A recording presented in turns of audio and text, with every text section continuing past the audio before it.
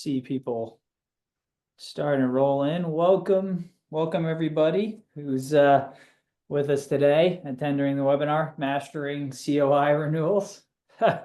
We're just gonna wait a few minutes here, just to let people who are joining the webinar roll in, and then we'll get kicked off with introductions and the program we have today. But appreciate everybody taking time out of their day to be here. And your time as well, Sarah. Absolutely. Put my headphones in, that'll help. But do you really need to hear, Steve? Yeah. There we go. All right, welcome. I see people rolling in. We are just going to wait a couple minutes just to make sure that we give people time to join us today. We'll probably get kicked off at a few minutes past the hour, but thank you all for joining us for the webinar, Mastering COI Renewals. A very enthralling topic. It is. It's something we all have to deal with, though. So Isn't it though, right? it is definitely a part of doing business. Kind of no matter the industry. Well, yeah, that's the one thing I think I realized more than anything after joining Jones is just, it's like when you tweak like a random part of your back or something, and then every day all you do is realize how often you move that one little piece. It's like insurance. It's like Yes. it's everywhere.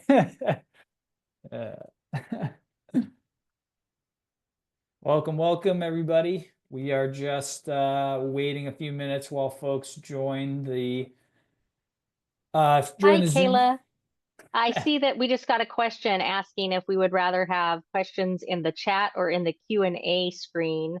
If you could please ask them in the Q&A screen so that we can keep the chat open for more process-related things, and that way we'll have an easy spot to keep those together at one place when we do the Q&A session. Look at that. Perfect. Who's the moderator here? I've done these once or twice with you guys, so. Steve. I could tell. Yeah. Maybe I'm just used to the Jones process at this point. I think too, if anyone who drops in there, I'm sure someone on our squad can drop it into the Q&A. But yes, please do that. Thank you. And welcome, Kayla. All right.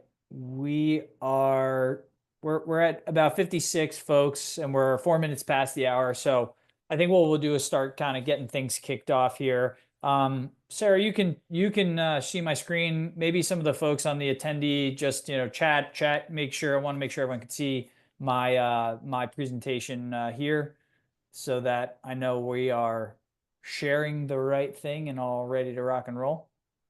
All right. Thank you. Perfect. Okay, wonderful. Well, let me kick off just by introducing the topic, and then I'd like to introduce my esteemed co-host here, Sarah. But today we're talking about mastering COIs and renewals and proactive strategies to stay ahead. Why are we covering this topic? Well, a couple things. One, you may or may not be curious to know that 25% of every customer or prospect that we talk to, 1 in 4, will cite insurance renewals as one of their top 3 biggest challenges when it comes to their overall insurance compliance process, right? And that now is so true. Yeah, you're probably one of the folks in that category, right? And right now, and maybe Sarah, I'm sure we'll thread this throughout the conversation, is very timely because there's renewals happening at different points in time always, but Q1 and Q2 seemingly are big rollover periods for policies. A lot of policies, tend to renew on a calendar basis. So they're renewing in January or February, or they're renewing at the end of that Q1 and that April time, end of March, April. So we just know, statistically speaking, like a large percentage of renewals tend to happen in this first, 4 to 5 months of the year. Curious if you kind of feel similarly on that. Oh, yeah, that's absolutely true. And of course, oftentimes for those of us who also straddle into an accounting area of the world. That's also heavy, fiscal year end or calendar year end closing, and so it's definitely a really seasonally heavy duty and tasks. And one more thing is just insurance renewals. Right, right. And what we'll hear kind of stories like this. We have a large general contractor client, number 67 on the NR last year, and they just say every January their compliance rate will drop 15% just because they have so much renewals tied up, and that would typically take them about 2 months to get through that long tail of renewals, prior to being on board at Jones, just because it was such a big volume. So, we know like this is sort of the tip of the spear in terms of what we'll get into, but we just know right now that a lot of people very topical. So, with that said, let me introduce my colleague here, Sarah, for today. So today, Sarah, you are the Office and Contracts Manager for Bogart Construction, where you've been for a little over 5 years, which Yes. is wonderful. And your team manages insurance, contract administration, which includes insurance for all subcontractors, and you work over dozens of projects and with hundreds of contractors on an annualized basis. But feel free. I don't think there's anything you want to add, maybe just in terms of a little bit more about some of the stuff that you touch on in your role at Bogard. Yeah, so here at Bogard, I wear several hats, as often happens in a company our size. But I straddle both kind of that compliance world and then also heavily in the accounting and financial side, managing our AR and our AP, and dealing with how that compliance touches its fingers into all of those other areas across the board. And I think one thing we'll get into, which is probably pretty topical for folks, is like, whether it be construction or real estate, yes, we deal with folks that are risk management, or maybe, in insurance, but the number of companies that we deal with that have somebody whose sole job it is to be like the insurance coordinator or the compliance coordinator is very low. Most times we're working with, you and your team, right? Contracts Mhm. administrators, project coordinators, property managers, assistant property managers. These folks have many different things they need to do, of which insurance is one. And, the insurance may have knock-on effects to these other things, right? Like, i.e., you don't have something that's compliant, it may impact your payables, but I'm sure you can attest to the fact that it's one thing you have amongst many to execute on any given day.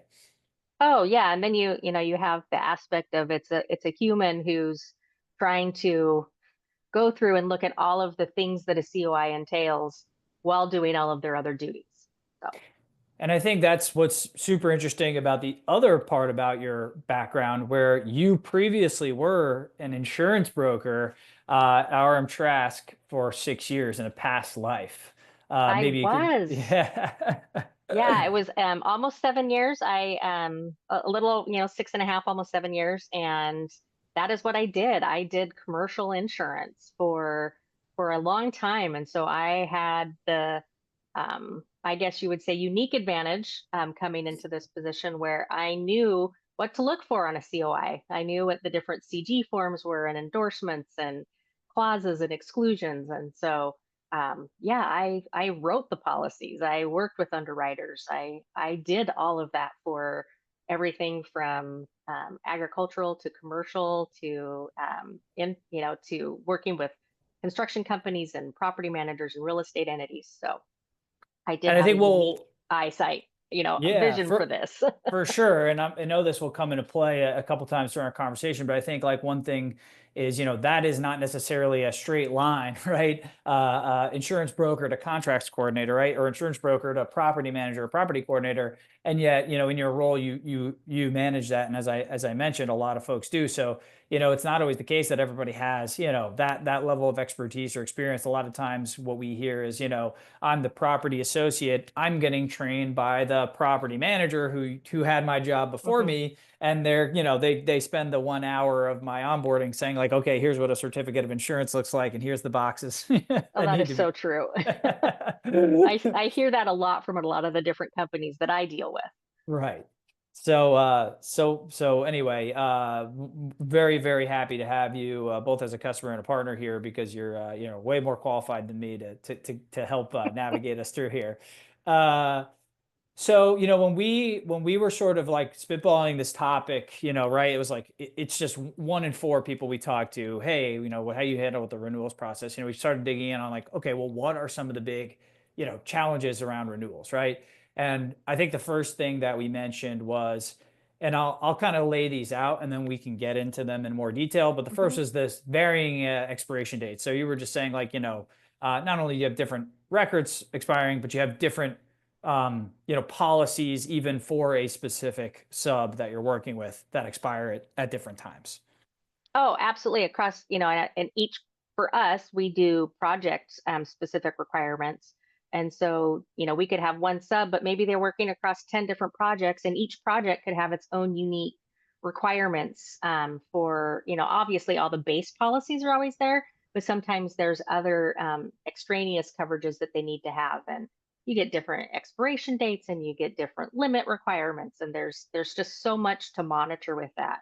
And so the time and the bandwidth to spend for one person, it's just a lot. Right.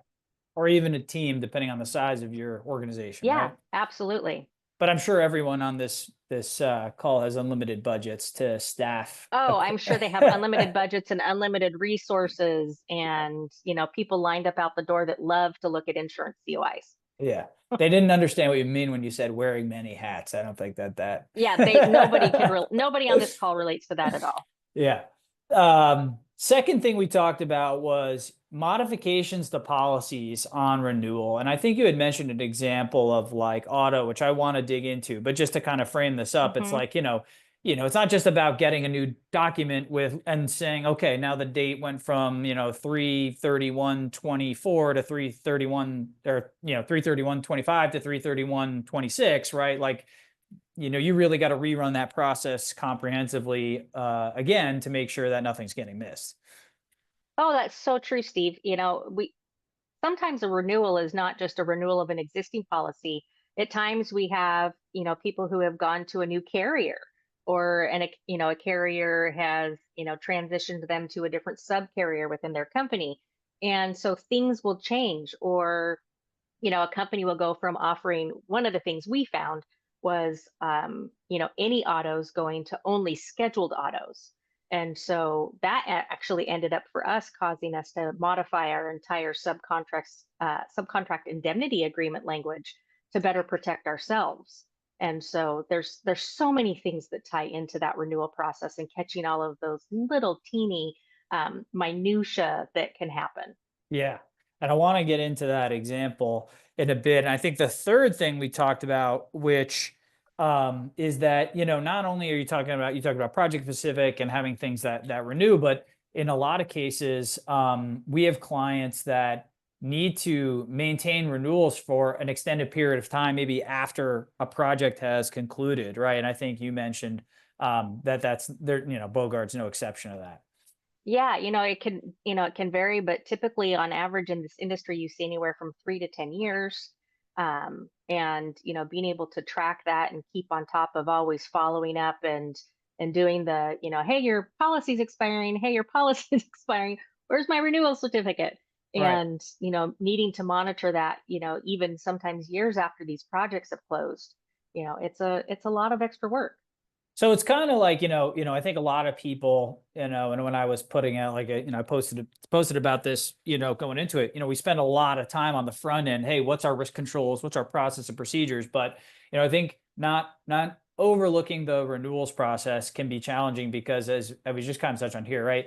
It kind of compounds, and there's a bunch of different knock-on effects that can happen if you don't have a good process in place. So I want to dig into each of these in a little bit more detail. The first one, right, is sort of this, here's an example of, right, like these rollover charts of, rolling expirations and things like that. And as you touched on, not only you have different subs on different projects, they have different policies and expiration dates and things like that. So for you guys, what were some of the particular things that you were focused on, or that you were really trying to keep your you mentioned like the checking for renewals, like, and the modifications. When did you start to see that, and what were some of the examples of things you started to see maybe more commonly when you were really kind of looking at these renewal docs?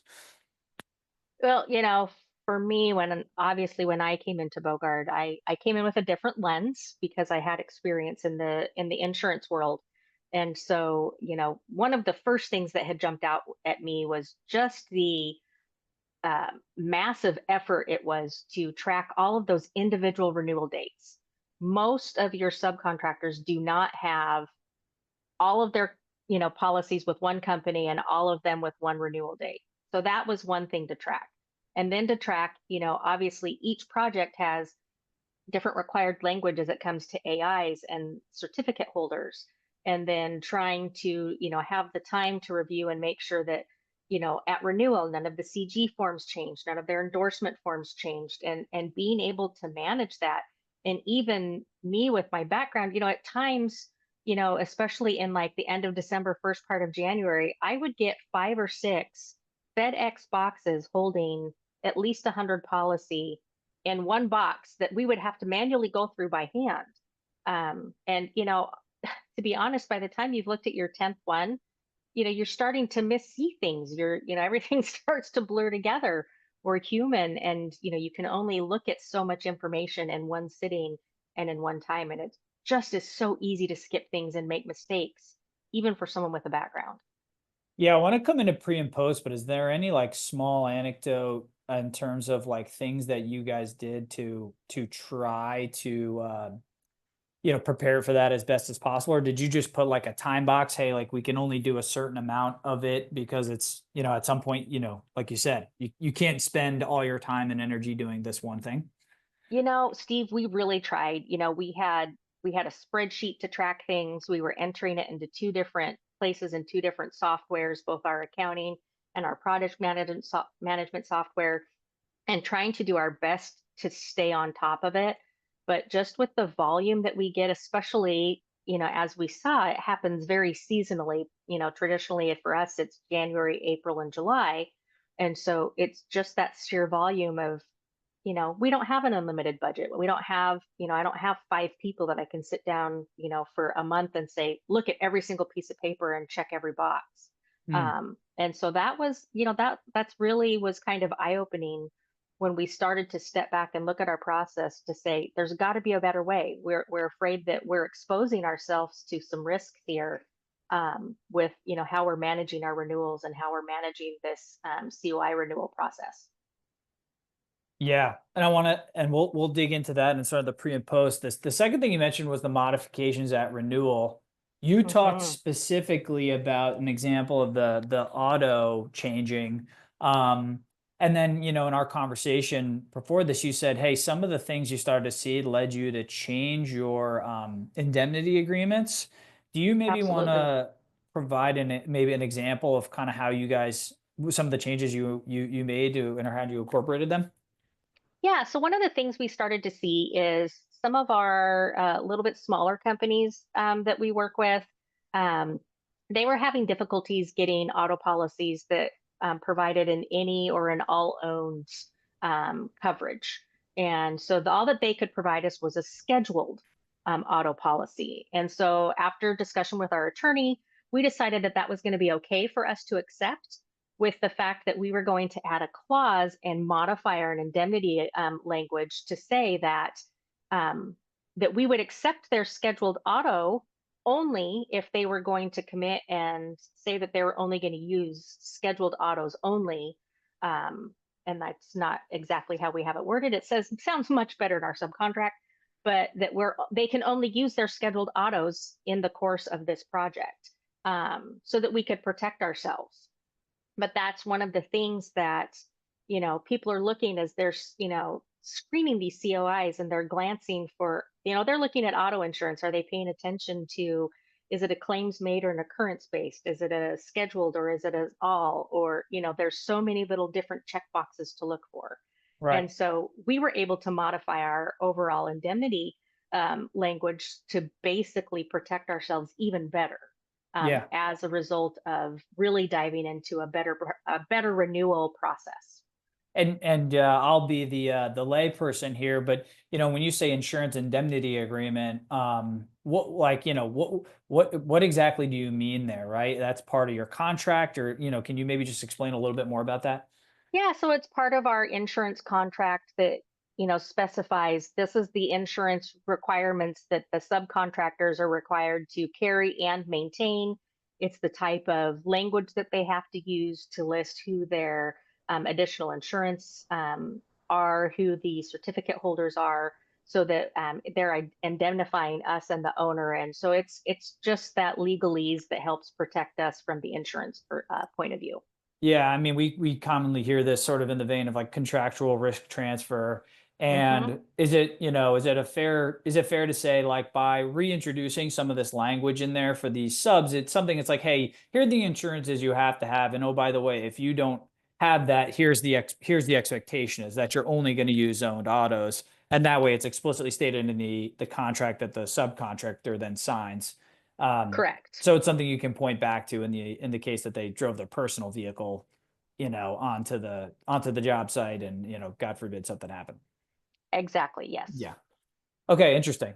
And then the Or they last, used it, or they used a vehicle that they've purchased and not, oops, we forgot to add it on our scheduled auto, and oops, my insurance company says they're not going to cover it because it wasn't scheduled. So, yeah. And then the last is sort of this ongoing need to maintain. You said that your company maintains a minimum 3-year kind of policy, but I know that can change from company to company, in some states even different. well, yeah, it's for us, it varies. It's depending on the contract. It's anywhere from 3 to 10 years. Yeah. Yeah. So, again, there's a long tail on this. And I think from a process standpoint, it's one of those things where just like make sure, folks, again, not to here for educational purposes, some folks, may be thinking, oh yeah, I have this vendor coming inside, I got to get their document while they're there. Not really thinking about the fact that, okay, they're doing a major CapEx project, or they're doing an installation. There's got to be some kind of long tail liability there. And so we need to maintain that insurance. All right, so let's get into a little bit of the before and after. So, we were talking, and even in this conversation, you mentioned that before Jones, you were using Excel, um, right? So maybe you could just get a lay of the land here of like what life was like when you came into Bogard, or first few years at Bogard, and sort of how you were kind of what that process looked like. Yeah, so we used an Excel spreadsheet to track for each project our individual subcontractors and renewal dates, and how it tied into compliance for into the AP process for their payments to be released. And then we would also double, actually triple enter the information into both our AP system and then into our project management system. So it was a lot of manual work, and it was time intensive. And again, as wearing many hats, the time that I had to be able to invest in that to really do the detailed dive that it truly deserves Mm, was limited. I just it was less. I had the experience to do it. It was more of a time limitation than right. anything, Steve. And you don't have a big team too. And I imagine, not everyone that you work with has a insurance background, right? So you Hmm. you become sort of the default risk, sort of, manager, or you're the one who gets consulted on, hey, they don't have a waiver of subrogation for this policy. Like, what exactly are we going to do in this instance, right? Absolutely. And so that type of stuff would come up a lot. And we don't have a huge kind of compliance and accounting team. And so um, trying to handle the volume that we had, like we talked about, hundreds of subs annually and that we're interacting with. It's just a lot, Steve, and Yeah. things can get missed and And mistakes can get made. yeah. And so what were some of the things at that point, like process wise, that you felt that you felt were actually like, you must have had to stick pretty rigorously to this tracking, this, I mean, even though it may have just been an Excel, right? Or maybe some, you guys are using, I think, Procore as your project management tool, and Hmm. I can't recall the Sage Yeah, for Sage accounting. 300. Yep. And I mean, these systems are, they're designated tools like accounting or ERP or project management. In real estate, their systems, their corollary systems like a Yardi or an MRI or a building engines, what have you. They all have some place where you can sort of put in the insurance information, right? Yeah, they do. But the piece that's missing is it's one thing at the beginning of a project, you get the COI and you upload it, and it's not like something you can just walk away from. You have to continue to monitor that. And at renewal, it's the time of, hey, Steve, Steve Construction, your insurance expires in a month. Well, then you get busy and there's no time to follow up with that. And then, oh, I want to pay you, Steve. Hey, your insurance expired. And then you get busy with another task. And so the, also it's that communication back and forth and that kind of interaction of following up and, hey, I need your renewal certificate, or you're missing this, or the review process. And it's just very time intensive. Yeah. So it's not as much like, okay, we have a designated place for this to go. It's the processes kind of around those, and the time and Exactly. the nature of it. So contrast that maybe against, the Jones, what you have today, and maybe kind of walk us through, how that kind of looks, in your renewals process today. So I create initial project with Jones, and I say these are the subcontractors with Jones, and this is the requirements they need to have. And here's their, I've already set up who their contact people are, and then I don't touch it. It's great. Um, Jones helps me do all of that renewal tracking. They send out all of the reminders. They send out the, hey, you're missing this, it's not compliant. They send out the, hey, you still haven't responded, 30, 45 days, 30 days, 15 days, all of these, hey, it expired today. Where's your COI? Um, and I only have to get involved if there's a problem. Hey, this company didn't respond to us. And that's usually more like, hey, Steve took another position and so he's not managing this anymore. So now here's who you need to talk to. Sarah moved to a different role, or, she took a job at a different company. And so I can really focus on the other stuff that I really need to invest my time in for the company. And Jones is just an extension of management for me. And they're like that layer of protection that we have that helps us manage that really important renewal process to help us, just lower our risk and help manage it.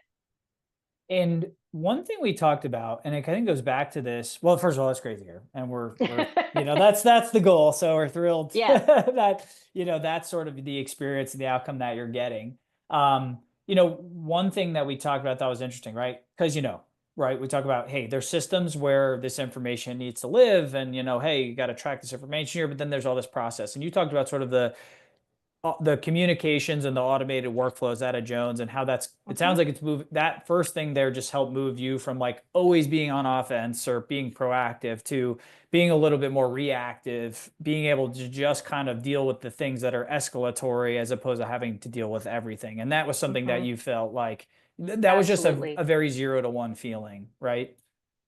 Oh, yeah. I mean, that's when we sat back and, I've partnered so closely with, the Jones team over the last, 3.5 years as we, went through our implementation process and how we do this better. And, for me, I'm a numbers gal. And so really stepping back and looking at what the kind of numbers, ROI for us has been, and for the volume that we're handling and what we would have to do for our renewal process, I would have had to have on average, or like we figured approximately 30 hours a week that I would have to have someone managing this process for me. So there's a huge return on investment that I have, But this also, the Jones system also pushes the data into all the other places that I need it to go.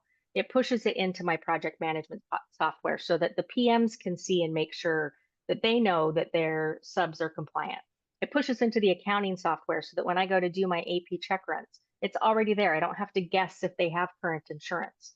So it just has streamlined so many different processes that just that 30 hours a week annually that it's saving me in time for managing that renewal process, that doesn't even really reflect all the other pieces that it's touching, that it's providing to us that resource of just really good, clear information that I know is up to date and it's accurate with that 3 levels of review.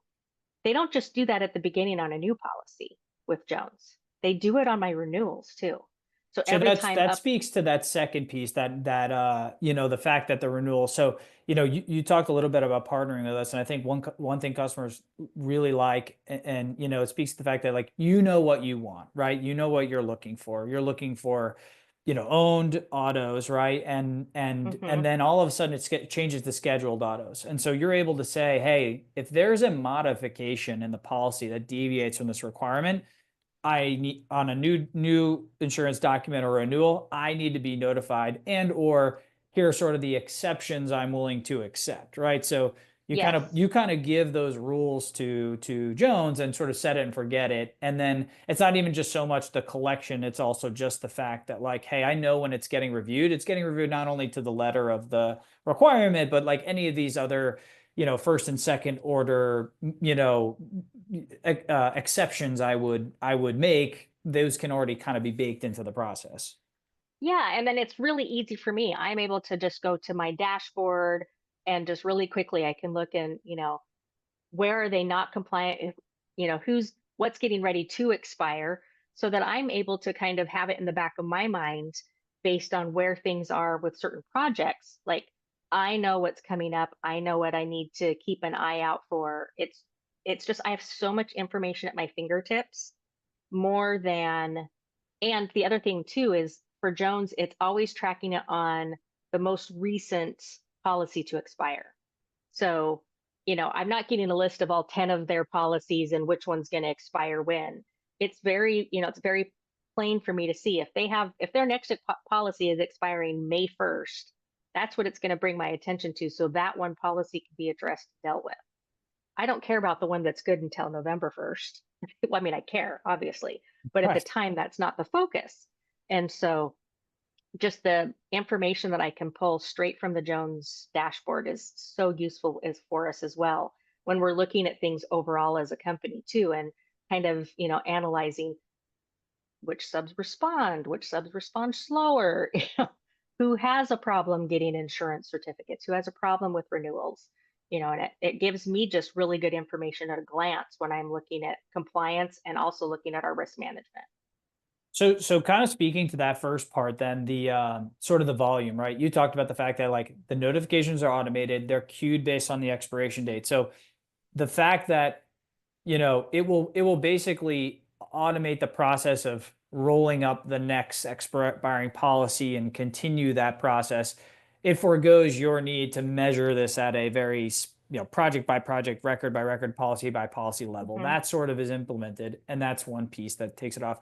The other thing we talked about when we were prepping for this that I thought was interesting was, again, there's systems and then there's process. And a lot of this is communication with vendors, predominantly done through email, right? And so you talked about the fact that before Jones, this would just generate a lot of noise, right? You'd get a lot of emails at all times of the day, at all weeks and all Mm-hmm. months. Here's my COI, here's this and this. Talk a little bit about what you were able to do post in terms of just streamlining that communication flow. Oh, it's so great. So much easier now. We have one email address. It's so easy. It's COI@BogardConstruction.com. And that just, we have now been able to establish that as people would send us in a COI. It's like, hey, in the future, all of these need to go to COI@BogardConstruction.com. And as, brokers would send us renewals, hey, these need to be sent to COI@BogardConstruction.com. And it took us between 3 and 6 months to really kind of streamline that. But our inboxes aren't getting cluttered with COIs.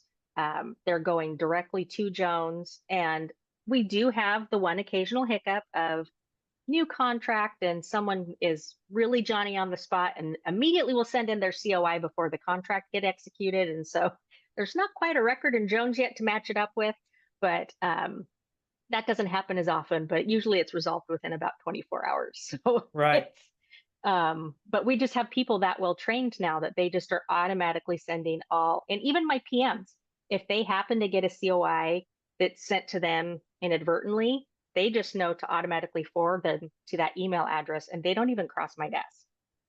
So it's just that like tier one, just, everything kind of goes to this layer again that before would have had to go to you or get escalated to you or someone on your team. Mm-hmm. And now it's sort of kind of, you don't even see it until it actually, like in the case of like you wouldn't even have known unless, oh, hey, there wasn't a record in Jones yet. And that's because they hadn't signed their contract. Right. But other than Yeah, that, it just kind of gets processed and you kind of just roll on unless there's unless it's audited and then there's something for you to react to. exactly. So I think that Both with that's new policies, like, a new contract, new policy, new project, or a renewal. right. Right. And I think so we've got the first part, which it sounds like, the communications and the automation of the outgoing communications and the expiry dates and tracking really helps streamline a lot of the volume-based stuff. And then being able to consolidate a lot of the inbound, noise through the insurance, the COI at Bogard.com, that really helps to address a lot of that, just the sheer volume of what goes into renewals. Setting your insurance requirements and having pretty rigid standards for the audit helps with the follow-on of, hey, all of a sudden we see these policies may have changed upon renewal. And I think that's what originally triggered you to go back and make some of those adjustments to your indemnity agreement. And then the last piece is sort of just this ongoing nature, which I imagine just by extension of one and two, right? Like as long as those subs remain, in Jones, they're going to maintain the notifications and sort of the escalatory nature of things.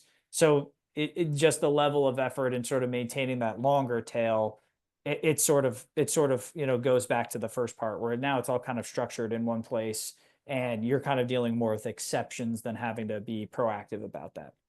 Oh, exactly. And the most of our subs are used to it. And they actually appreciate it. It has streamlined their process. They don't have to worry about, oh my gosh, I have to, I have to try to remember to send out all these COIs when this renews. They get the reminder, and right there from that, they can click on that, opens up right in Jones for them, and they can just upload their document right there. They can also see where things are at, that if it's been approved, if it hasn't been approved, and if there's any questions. So I think what we're going to do for everyone on the call too, is we're going to provide a really easy checklist of everything that you can do and look to, even in your organization today, if you're not using Jones. But which I'll share a little snapshot of that, but everyone who attended today will make sure we get that as well as any other anecdotes. But I thought what we could do is just really quickly make sure we summarize, the key takeaways. And you could talk about this pre and post Jones. So first is regardless of the source, right? You guys had Procore, you've got Sage, places where certificate of insurance information is going. You use your Excel document, just making sure you have a really good source of truth to track all of these critical dates, and that is something that everyone on the team knows to use is obviously kind of like P1 if you're gonna stay on top of this. Is that fair? Oh, I mean, yeah. And when you just look at just the time savings, even if you're not as focused on what that, I mean, because time is money. If you're not even focused on what the cost of that is, just the sheer volume of time that it gives back, that is so much. That gives you so many other growth opportunities, because, that frees up the time for your really key team players to be able to focus on other things. Yeah. And then the second is make sure that the team isn't just looking for the expiration update, right? Make sure that they are going back and looking at, mentioned per occurrence or per policy, right? Or are the terms of the auto liability changing, right? It's easy to just say, oh, they still have their auto, they still have the $1 million policy, but they might not be looking for the minutia. So making sure that there's some level of standardization on how renewal certs are looked at, relative to new ones. Well, and that's one of the things that we found in our initial audit as we transitioned into the Jones platform was that through over time with renewals that there had been some various little coverages that had been lost or been tweaked. And so it gave us an opportunity to really step back and go, oh, wow, we had missed some things. And we were able to get those things then tracked and resolved. But it showed us that we had an exposure, even with all of the detailed checking and processes that we did have, that things had gotten missed. And that was pretty eye-opening for us. Yeah. And then the third is that we've talked about is make sure you have a strong insurance indemnity portion of your agreement. Absolutely. And then, take some of these precautionary, or use some of this information or some of these scenarios that maybe you're not contemplating initially, but could happen, and try to, get those incorporated. I mean, you obviously had some insurance knowledge, and, you mentioned language, right? Maybe folks can lean on their general counsel or some consultants. We know some great firms that specialize in indemnity agreements. But yeah, did you guys work with counsel to sort of make those enhancements? Yeah, so we're one of those companies that kind of have an attorney or counsel for everything, and we worked closely. We have one specifically that just does, like, they have just a construction and contracting law background. And so once we took to them what we had discovered and what we found, we did make a couple of tweaks to ours that still met California required, because we are located in California. Um, still met all of the public contract code, but also protected us better for these modifications that we were finding. Yeah. And then we talked about this certainly a lot in our pre-thing, and I think it's been mentioned here, but just making sure it's internal, that's it's clear who's responsible for collections. What are the auditing? You have your auditing criteria, right? You have the requirements, but then what are some of the rules, and like how do you deal with escalations, whether it be like a not responsive record or a situation? I imagine just making sure that that's super clear to everyone, at a minimum, is going to get you to simplify the process, even if you're not using a technology like a Jones. Absolutely. I think that really for us is it allowed us to step back and go, what piece does Jones handle and what piece do we have to handle? And that, Jones is a partner with us. They just are so easily integrated into our daily process, and they're protecting us, and they make us feel like we really matter and they really care about protecting us. And so that helped us to be able to feel comfortable enough to go, okay, these are the things that we have to pay attention to, and we can let them handle the rest. Yeah, I love that. I think one of the things that, we talked about, like, you have insurance experience, and people don't necessarily think about this when they come in, this partner concept, but like, I think a lot of customers of ours, they know they have to do this, right? Like if you think about like a regional property management company who, these property managers are doing literally everything when it comes to keeping that building functioning and working with tenants and vendors and all this stuff. They also have to do the COIs, which is, as you said, could be 30% of one person's job. And they certainly do not have a robust insurance experience. So they find, they come to Jones and thinking it's like a software to automate workflow.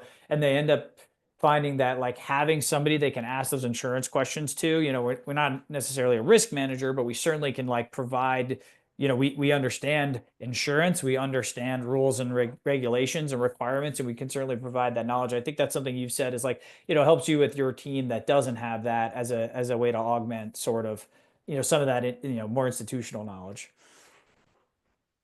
Absolutely. And it boils down to, at the end of the day, Steve, that it's a partnership. And, Jones and Bogard work together for the betterment and the risk mitigation of Bogart. And we couldn't accomplish everything that we're accomplishing without Jones as a part of my tech stack and the team that I rely on. Yeah. Well, we love that, and happy to support you. This, I think, is really critical for folks that are on the call that do use Jones and folks that don't, right? Over communicating with third parties. You mentioned this, like you roll this out or you roll out in process, just making sure that you communicate the change. You embed it in different phases, like it's in your vendor sub onboarding packet, and Mhm. you said it took some time, right, to change those behaviors, but the payoff is that once they start to really understand what's expected of them, they will adhere to it, and that's what like gets you the real economies of scale. Oh, absolutely. It makes their life easier just as much as it makes my life easier. But we started communicating kind of right up front. We started, sending out emails right away as part of our billing platform saying, "Hey, we are going to start working with Jones for our compliance and our COI collection." And now we're working with Jones. And then as people would provide us with their COIs, "Hey, now this is where you're going to send these, or here's where you can upload them." And so we just continued to, and plus Jones gave us some really great training tools and materials that, links that we could send people so that they could, understand better how to use their dashboard and how to utilize that platform and uploading their documents. And it wasn't really hard for us to get buy-in because it actually simplified my vendors and my subcontractors process just as much as it simplified mine. Right. And I think that that dovetails nicely into like, and we talked about this a little bit. I know I've talked about this on other webinars with other clients. It's like get in as much alignment as you can from your own company, right? Like, Hmm. sometimes it's hard being on the, contracts administration, project coordination side. You deal with supers, you deal with project managers, and they don't always understand like, hey, we need to get this guy paid, or we need to get so and so on site. And you're sitting there saying, hey, well, they don't have the right insurance, right? So making sure that there's some level, and I'm sure at Bogard, right, like they've adopted an expectation around this where, hey, like sometimes payments will be, it's you don't want to ruffle feathers, and you want to create good relationships, but there's a way to do that while also having some accountability and some ownership, right? Oh, absolutely. It's very strategic in how we communicate lack of compliance and how that impacts the release of payments, Mm, or potential release of payments as we're notifying people of, hey, we see a problem. They've got different places that they themselves can look at this within our project management software. And so, it allows for that communication. And, when I first went to the ownership with my background and said, I see this as a gap, and I think that there's better tools out there for us to manage this. Um, they were all behind it because, of course, I'm never going to be able to get our risk down all the way to zero, but I'm sure going to try. And they right. know that. And so it was a pretty easy decision for us all to make as a team that this was the right step for us to take.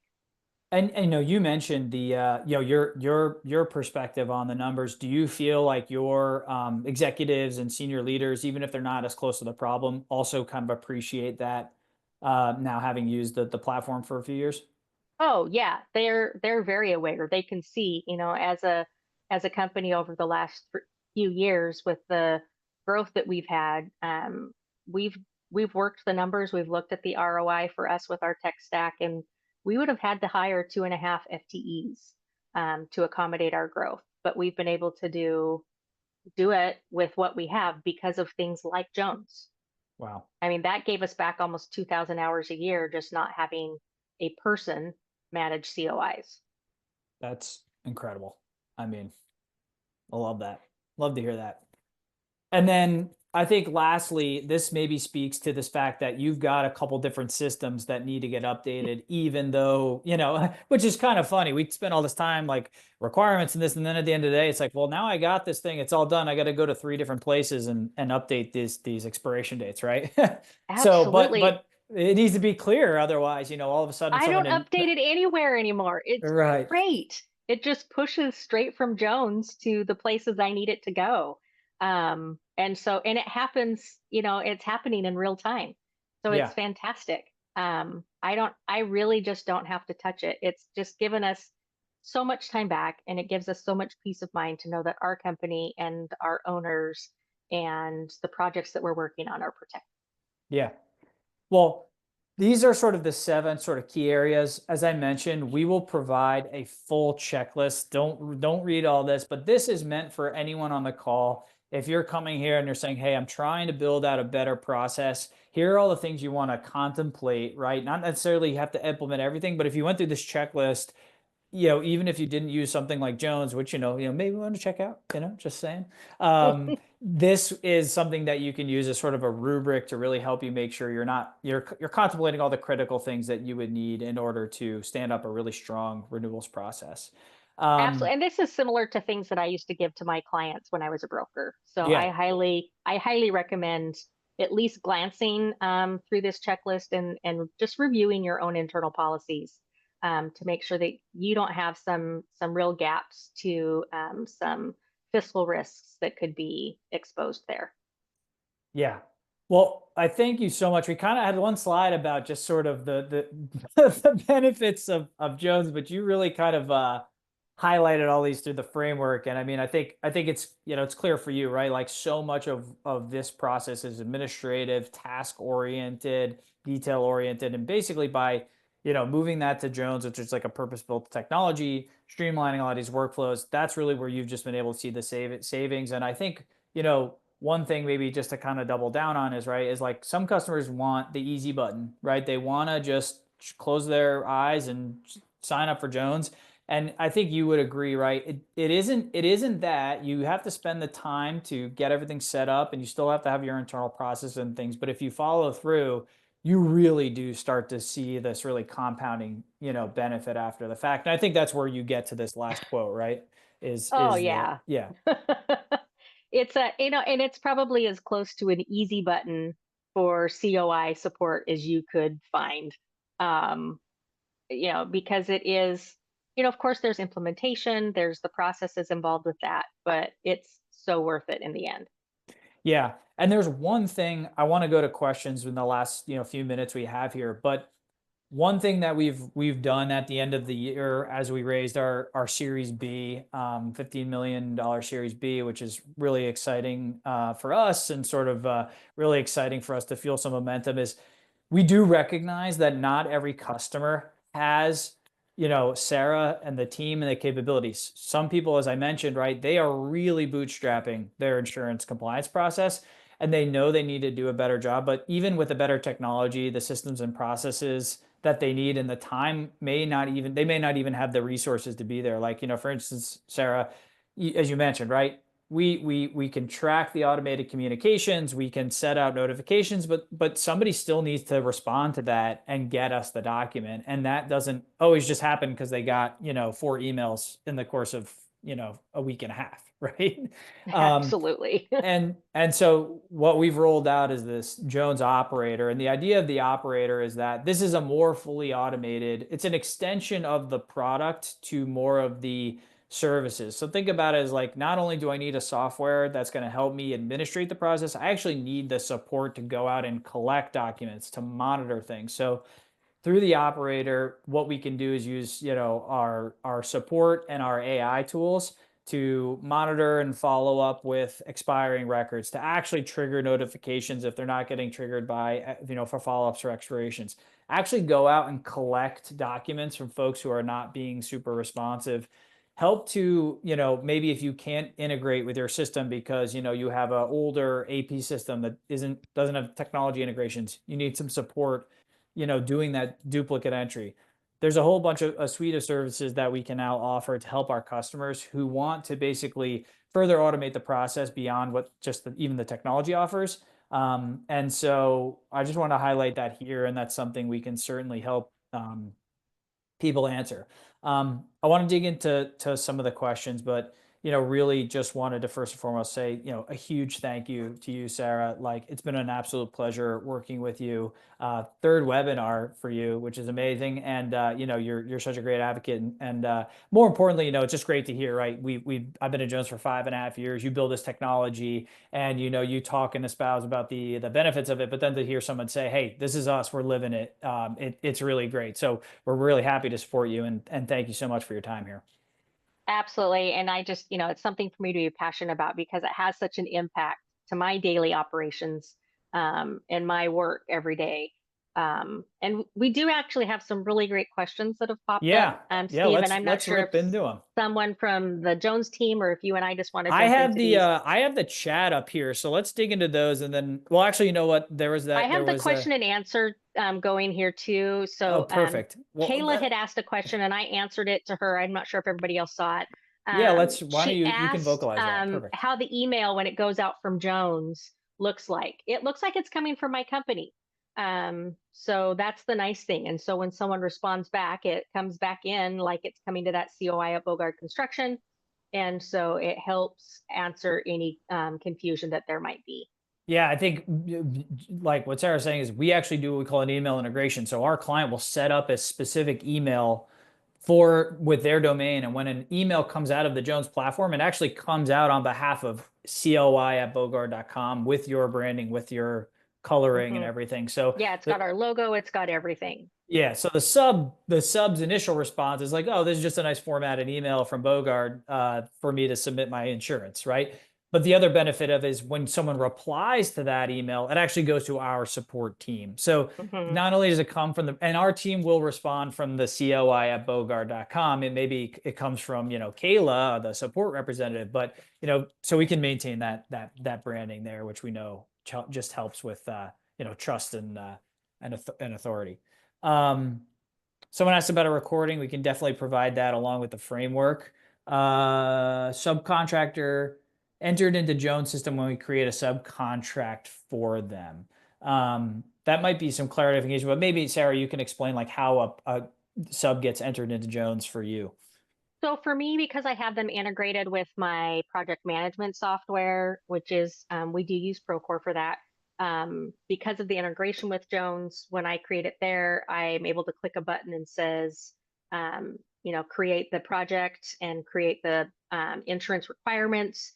And that's where it starts the process. I can also start it in Jones, but for me, I'm doing it at the time that I'm doing my contracting process. So that's where I'm able to do that. And then to Stephanie's question, that's going to be more on your internal process, how you have that done. We don't have our PMs notified with the insurance process, but there is a spot that they can look at it in Procore if there's something that you have a need for. Yeah, and Stephanie, and we can also send this out. There's a bunch of resources on our website, but like with the Procore integration is pretty robust. So we also can tie it to your commitments tool. So if a sub doesn't have a commitment in place, you can get a note. There's a commitment on a sub for whom you do not have insurance. We can trigger some notifications and things like that, just so you have some redundancy. Aaron actually beat us, the fabulous Aaron Brewer, in answering one of those questions. So look at that. Thank you, Aaron. Aaron, love that. A couple other questions. Is there a way for Jones to inform me when a COI is not compliant or getting ready to expire? There are reports that you can have set up, and there's also a dashboard that you can go look at. I'm assuming you're talking about more for looking at people, your vendors or your tenants or subcontractors. For yourself, if it was talking about yourself, then yes, you do get emails also letting you know that there's problems. Yeah, you can get real-time emails, or to Sarah's point, you can get scheduled reports and things like that. Jovina asks, does the system track endorsements, licenses, waivers as well, or is it strictly COIs? Sarah, what's your experience? So we don't, I honestly don't use Jones for anything other than COIs. As far as endorsements, obviously that is a part of the policies. And so that's part of what we're setting up, saying that they need to have. So that is addressed as compliant or not compliant. But as far as licenses and waivers, no, if you're talking about like unconditionals and conditionals like lien waivers, no, that is not something that's tracked in Jones. There are other things that you can build your tech stack with. But yeah, that's not something that Jones is utilized for. This is really focused for us on the really important area of insurance. Yeah, and I mean, and the way I would just kind of like extend that is like, so our customers will track certificates endorsements, whether it be AIEs, waivers of subrogation endorsements, primary not contributory endorsements, notice of cancellation endorsements. So any of the common endorsements, and we can send you information about all the documents, but we have services that go from just certificates all the way to full policy review if that is what you need. So we can track like any manner of insurance documents. Maureen asked, where are the documents stored and can we access them easily? The short answer is yes. yeah, a document gets uploaded by sub, it gets audited, you see it, but then you also have a link right out to the documents that were reviewed. And if you're using Procore, we actually feed those like back into Procore or other systems sometimes, right? Like a Yardi. Yeah, and you can see the iterations of them if they're like the prior renewals as well. It's not just the most current document. And then, we're at time. There's one more question. Question from Jones. General contractor hire subcontractors. When Jones gets a COI and it's missing key pieces of information, is Jones communicating back and forth to make sure they're getting all the necessary information? Sarah, do you want to take a shot at that one? Yeah, so they've actually sent back emails to them telling them exactly what is missing. And so that is really useful, is that they've already taken care of, by the time it gets escalated to you, they've already had some of that back and forth of, hey, your insurance isn't compliant because it's missing XYZ. And so then maybe they upload another one and they'll respond back and say, hey, it's still missing this. And Jones has a list of the things that we say, okay, these are okay no matter what. If someone, instead of putting suite A on our address, puts number A, that kind of stuff they already know. That's fine. But so it's already been reviewed and had some conversations before it ever comes escalated to me. Yeah, that can be automated. So to Sarah's point, like, yeah, if someone uploads a document, it's missing stuff, without you even maybe seeing that has happened, there will already have been an automated communication out to them, notifying them of what's missing. And if they have questions, as I said, and they respond and say, well, I don't understand this, our support team will actually intervene and can provide screenshots of what's missing and link out to resources and things like that. Well, we are at 2 minutes over, and we still have 40 plus people on, which is great. Thank you everybody for your time today. We hope you found this informative and helpful. We will definitely follow up with access to the webinar. We have a couple more items in the Q&A, Steve. Oh man, they're rolling in. We have someone wanting to get in touch with the Jones rep for a demo. And then we've got I'm guessing that NOC was notice of cancellation. That is something that we had issues with, and that is something that our counsel has specifically said not to waive. I would recommend, for whatever state you're in, speaking to whomever your counsel is. That is something that we do not waive. Right. You're more Johnny on the spot here than I am. I'm not missing all these questions. I've done this a couple times now, Steve. Next time you'll be the host. We'll just have to pick a subject that I'm an expert on. Perfect. All right, everybody. Thank you so much for staying with us here. Again, hope this was valuable. We'll send out the transcript. We will send out the framework. Sarah, and Stephanie, someone will send you a message and be able to get in touch with you about a demo and talk about the integrations with Procore and Sage. For sure. Steve, I'm just going to do your job for you. Flowers to you, Sarah. Thank you so much. Thank you, everybody. More webinars to come. We're always doing something here over at Jones, and everyone have a really great day and rest of your week, and stay safe and compliant out there. Great. Thanks, everyone. Take care.